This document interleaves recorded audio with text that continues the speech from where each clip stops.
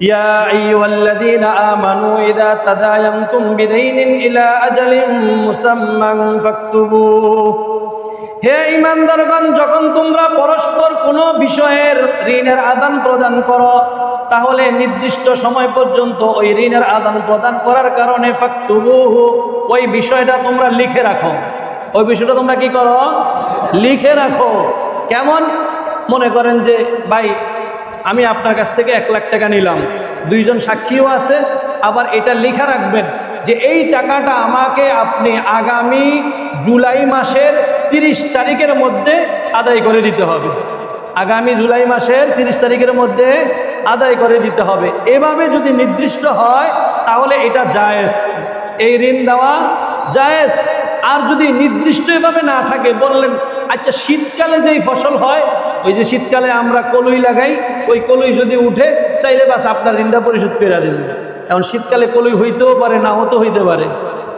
কথা বুঝেন নাই আমার? শীতকালে কলই হইতেও পারে, নাও হইতে পারে। অথবা বলল ভাই আষাঢ় মাসে কাঁঠাল পাকলেই আপনার ওই ঋণটা পরিশোধ করে দিব, আমার কাঁঠাল বিক্রি করে। এখন দেখা গেছে আষাঢ় মাস আসার আগে কাঁঠাল যে সময় ধরে, ওই সময় তার কাঁঠাল গাছে মুসি আসে নাই। কি হয় না এরকম? মুসি আসে নাই, কাঁঠাল তো আসবো অনেক পরে, মুসি এখনো কাঁঠাল গাছের মধ্যে আসে নাই। তাইলে এই ঋণ কি পরিশোধ করবে? নির্দিষ্ট সময় এখানের মধ্যে নাই। এই জন্য তারিখটা উল্লেখ করতে হবে যে জুলাই মাসের 30 তারিখের মধ্যে আমার এই প্রাপ্য বস্তু যেটা আছে এটা আমাকে বুঝিয়ে দিতে হবে। যদি এরকম নির্দিষ্ট করা অবস্থায় থাকে তাহলে এটা জায়েজ। আর নির্দিষ্ট করা ছাড়া যদি এভাবে ঋণ দেওয়া হয় তাহলে এটা জায়েজ হবে না। এবং পরবর্তীতে এটা নিয়ে যখন নাকি কেসাল লাগবে, আল্লাহর কাছে চাইবেন, দোয়া করবেন, বদদোয়া করবেন, একটাও কবুল হবে না। আল্লাহ রাব্বুল আলামিন বলেন ওয়ালিয়াকতুব বাইনাকুম কাতিবুম বিল আদলি, এবং যিনি লেখক আছেন ঋণের লেখা যিনি লিখবেন সে যেন লেখার ক্ষেত্রে ন্যায় পরায়ণতার সাথে সেটা লিখে দেয়। এমন যেন না হয় একজনকে সে ভালো সুযোগ সুবিধা দিছে, আরেকজনকে সুযোগ সুবিধা দেয়নি। লিখতে এখনকার সময় না সবাই মোটামুটি পড়তে পারে, কিন্তু এই কোরআন যখন নাজিল হয়েছে 1450 বছর আগে, তখন কি এরকম মানুষ পড়তে পারতো? সবাই পড়তে পারতো না।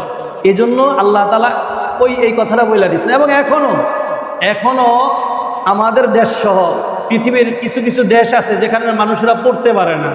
আফ্রিকার মধ্যে অনেক দেশ আছে, আমাদের উপজাতি অনেক মানুষ আছে যারা পড়তে পারে না, লিখতে পারে না। যারা পড়তে পারে না, লিখতে পারে না, এই জন্যই আল্লাহ বলছেন যিনি লিখবেন, যে পড়তে পারে, লিখতে পারে, সে লিখার ক্ষেত্রে, পড়ার ক্ষেত্রে সে যেন ন্যায়সঙ্গতভাবে, ন্যায় পরায়ণতার সাথে, সত্যবাদিতার সাথে সেটা লিখে দেয়।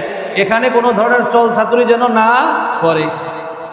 ওয়ালা ইয়াবা কাতিবুন আন ইয়াকতুবা, এবং লেখক যিনি আছেন সে লিখার ক্ষেত্রে সে যেন নিষেধও না করে, অপারগতাও না করে যে আমি লিখতে পারবো না, আমি লিখতে পারবো না, এরকমটা যেন সে না করে। এটা উচিত হবে না। কেন? কামা আল্লামাহুল্লাহ, তার লেখার যোগ্যতা ছিল না, এখন যোগ্যতা তাকে দিয়েছেন কে? আল্লামাহুল্লাহ, আল্লাহ তাকে শিখাইছেন, আল্লাহ তাকে শিখাইছেন। ফালিয়াকতুব, সুতরাং সে যেন এটা লিখে দেয়, সে যেন এটা লিখে দেয়।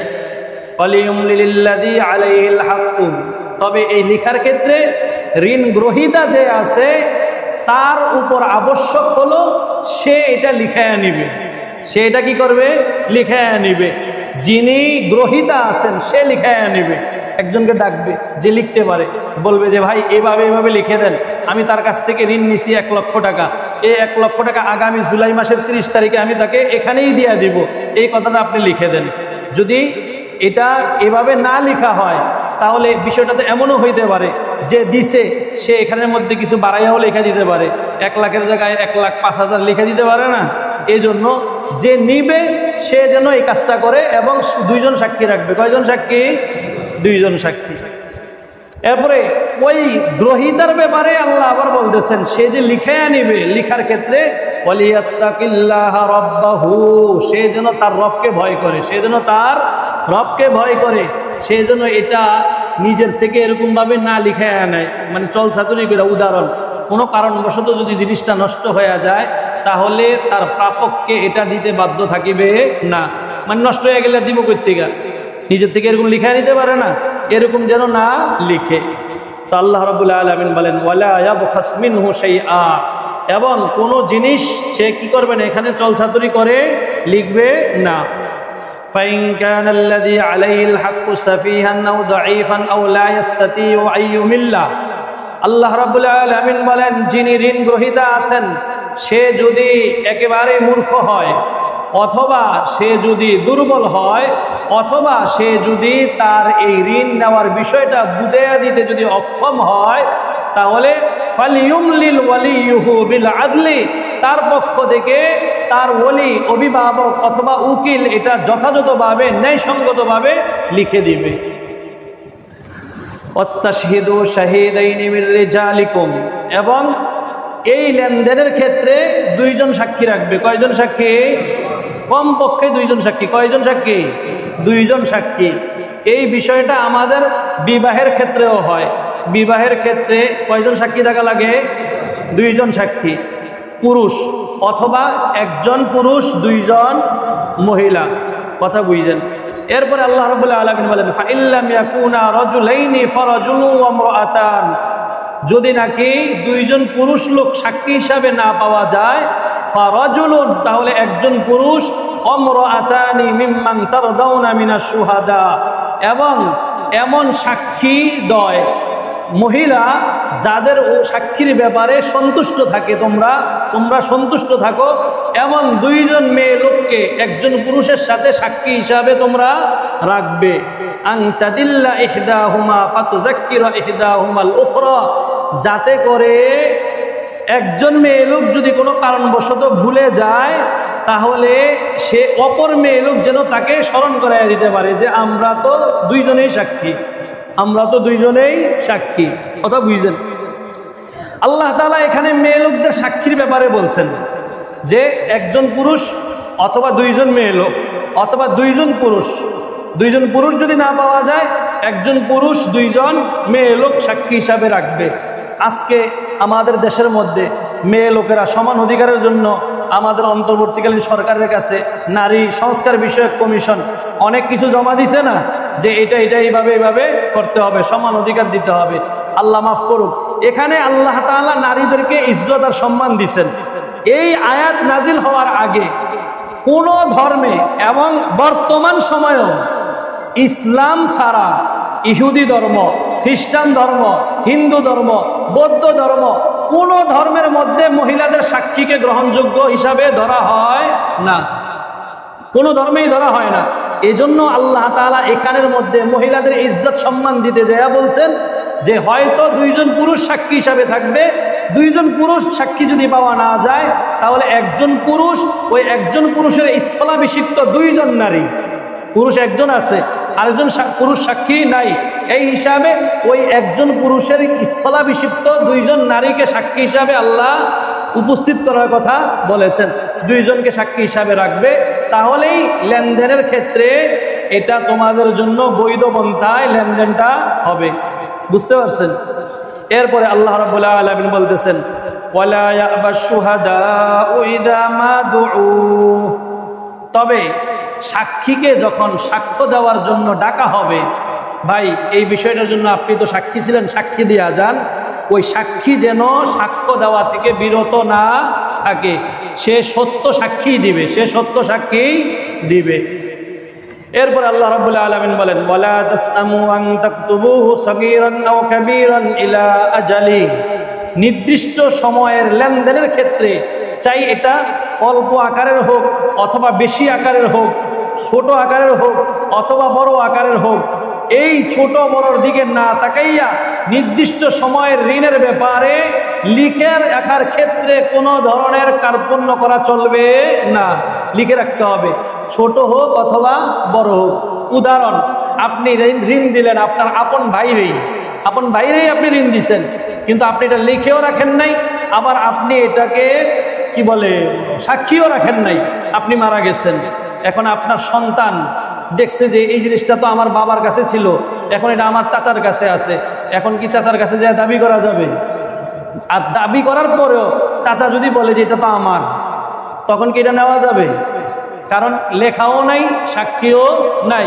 আর যদি লেখা থাকে, সাক্ষীও থাকে, আপনার চাচা যদি আপনাদেরকে ওইটা না দেয়, চাচা দিয়ে উদাহরণ দিলাম, আরও বহুত কিছু আছে, তখন সাক্ষী থাকার কারণে এবং কি বলে এই যে লিখে রাখার কারণে আপনার দাবিকৃত বস্তুটা আজ না হয় কাল আপনি অবশ্যই ফেরত পাবেন, পাবেন না?